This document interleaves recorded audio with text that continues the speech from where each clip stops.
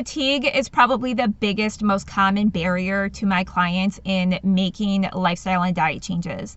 It's really hard to make a change when you're super, super tired and overwhelmed. So the biggest step is to have a plan. You want to take these tasks and break them down into small steps, and you can schedule those throughout the week and create a routine for yourself.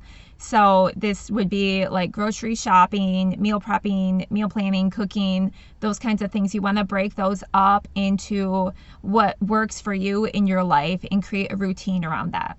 So for meal planning, you probably want to sit down and make your meal plan for the week ahead of time. You probably want to do that on a separate day than the days that you're going to be shopping and cooking. So you want to plan all your meals for the week, gather any recipes, and do an inventory of the ingredients you already have on hand, and then go ahead and make a grocery list for things that you're going to need.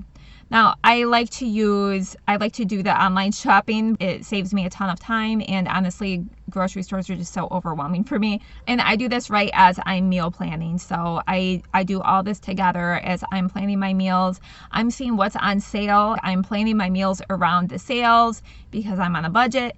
And then I am adding items to my cart as I'm planning and checking my inventory. So then the next day I will go to the store and pick up my groceries. And I like to prep on the same day I pick up groceries because I find that once I put them in the fridge, meal prep is kind of out the window.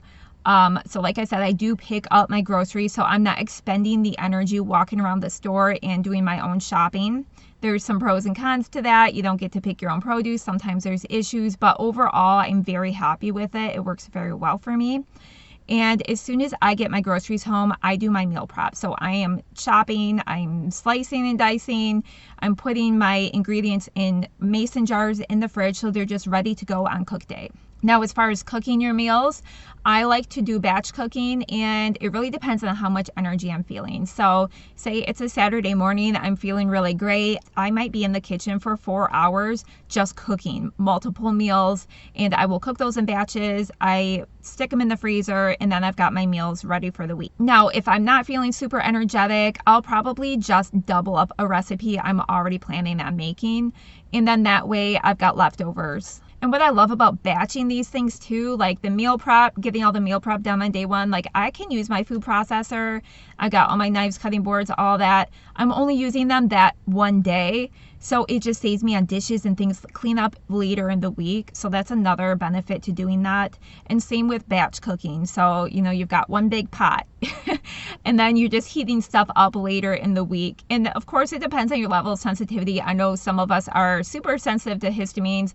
A DAO supplement can help with that a little bit. I like to take a DAO supplement when I eat leftovers. I generally can tolerate leftovers in the fridge up to 3 days. Your level of tolerance may be different. A lot of people freeze their food immediately and they heat it right from frozen if they're really sensitive, but you can still make your food ahead of time. You just have to take that into consideration. And for these longer tasks of actually prepping and cooking the meals, pace yourself. I sit on a stool at my island while I am doing my meal prep, and I utilize a food processor. It saves me a ton of work and a ton of time, and I only have to watch it that one time a week. And if you feel yourself getting tired or overwhelmed, please take a break. Take a break before it catches up to you. There have been days that I planned on doing a longer meal prep or a longer cooking session, and I did have to pack things up and put them in the fridge and save it for another day.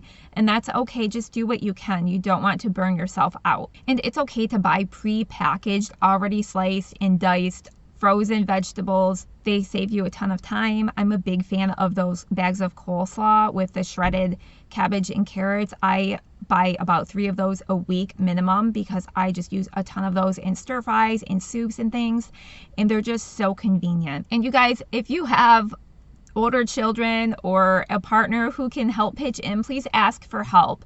And I know that can be hard sometimes. We like to do things ourselves, or maybe we have that people-pleasing personality. I find that very common in our community. I'm a big people pleaser myself. But if you are able to delegate some tasks, that will really help. Even just if you delegate somebody else to do the cleanup so that you can go and rest after doing the prep work, that can make a big difference. And it can be a great way that your loved ones can support you.